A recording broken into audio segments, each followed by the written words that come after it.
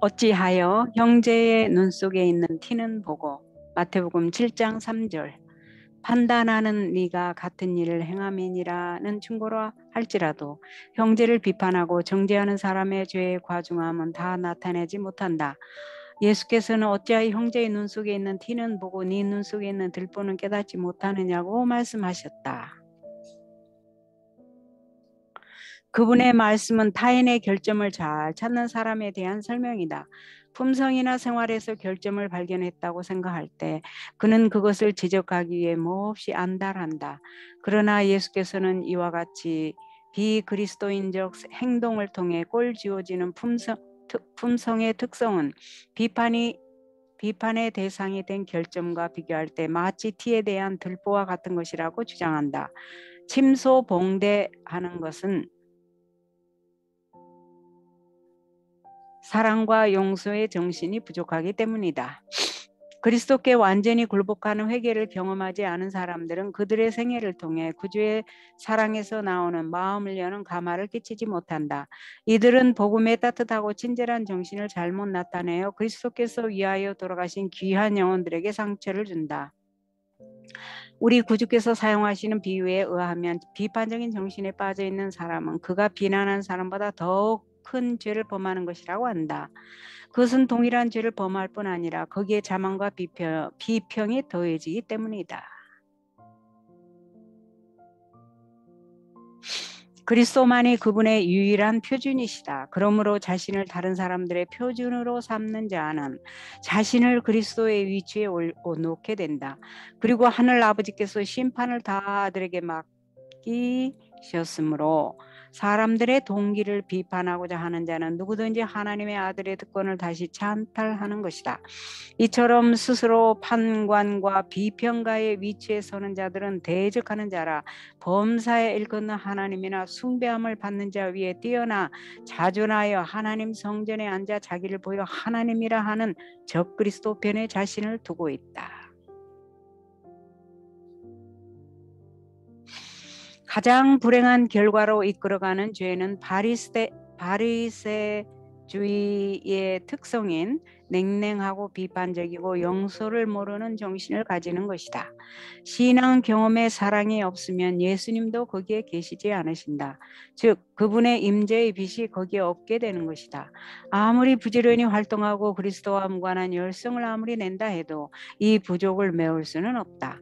타인의 결함을 찾아내는데 남다른 지각과 예민함을 가진 사람들이 있을 수 있다. 그러나 이러한 정신에 빠져 있는 각 사람에게 예수께서는 외식하는 자여 먼저 네 눈에서 들보를 빼어라. 그 후에야 밝히 보고 형제의 눈 속에서 들을 빼리라고 말씀하신다. 죄를 지어 캥기는 사람이 누구보다 먼저 죄를 알아챈다. 이런 사람은 남을 비난함으로 자신의 마음속에 있는 악을 감추거나 변명하려고 애쓴다. 사람이 악을 알게 된 것은 죄로 말미암아서였다.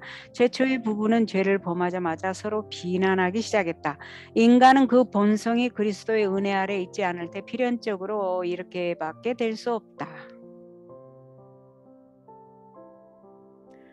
사람들은 이 비난하는 정신을 가지게 되면 형제의 결점이라고 생각하는 것을 지적하는 것으로 만족하지 않는다.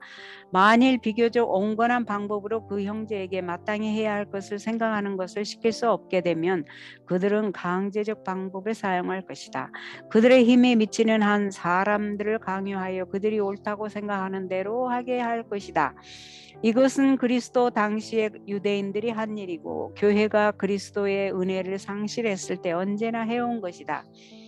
교회는 자체의 사랑의 능력이 없음을 알았을 때 교리를 강조하고 교령을 집행하기 위하여 강력한 국가의 권력을 향해 손을 뻗었다. 여기에 지금까지 제정된 모든 종교적 법령의 비밀과 아벨의 시대부터 우리 시대에 이르기까지 모든 핍박의 비밀이 있다.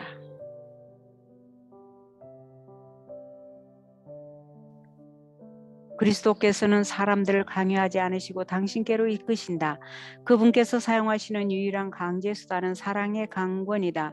교회가 세속적 권세의 도움을 구하기 시작하는 것은 그리스도의 능력, 꼭 거룩한 사랑으로 강권하는 능력이 부족한 증거이다. 그러나 문제는 교회 각 교인에게 있으며 치유가 이루어져야 할 것도 바로 여기이다. 예수께서는 비난하는 자들에게 타인의 잘못을 지적하려고 하기 전에 먼저 자신의 눈에서 들보를 빼내고 비난하는 정신을 버리고 죄를 자백하고 버리라고 명령하신다. 왜냐하면 못된 열매 맺는 좋은 나무가 없고 또 좋은 열매 맺는 못된 나무가 없기 때문이다. 그대가 빠져 있는 이 비난하는 정신은 악한 열매이며 그 나무가 나쁘다는 것을 보여준다. 그대 자신을 독선적으로 만드는 것은 무익한 일이다. 그대에게 필요한 것은 심령의 변화이다.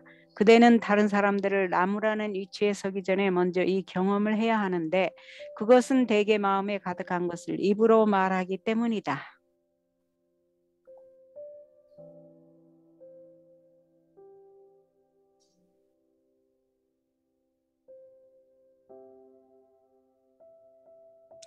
어떤 사람의 생애에 위기가 닥쳐 그대가 조언이나 권면을 주고자 할 때 그대의 말은 선을 위한 감화를 끼치되 평소에 그대 자신의 모범과 정신이 그대를 위해 확보해 놓은 정도만큼만 끼치게 될 것이다.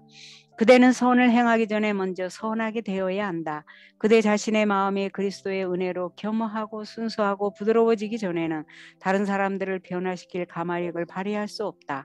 그대에게 이런 변화가 이루어지면 다른 사람들을 축복하기 위하여 생애하는 것이 마치 장미 덩굴이 향기로운 꽃을 피우고 포도나무가 자색 포도송이를 맺는 것과 같이 자연스러울 것이다.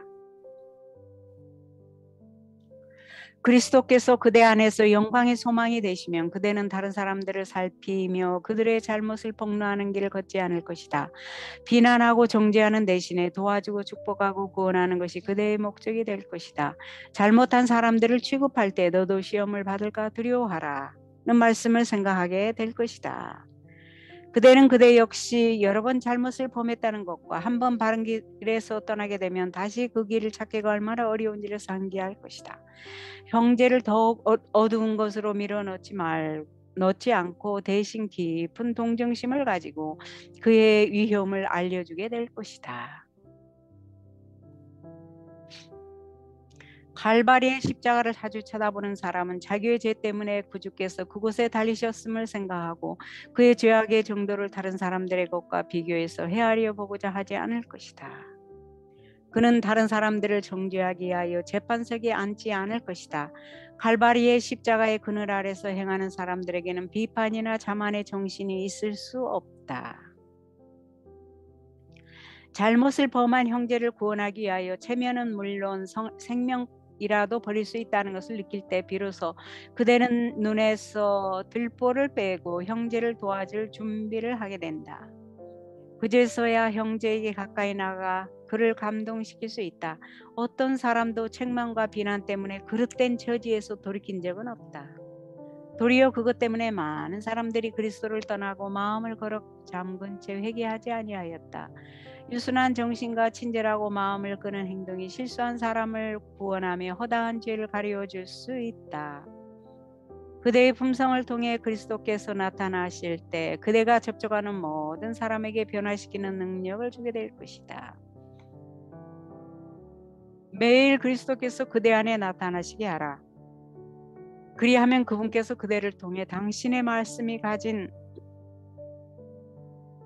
창조의 능력, 우리 주 하나님의 아름다움으로 다른 영혼들을 재창조해 줄 온유하고 설득력 있으면서도 강력한 가마력을 나타내실 것이다.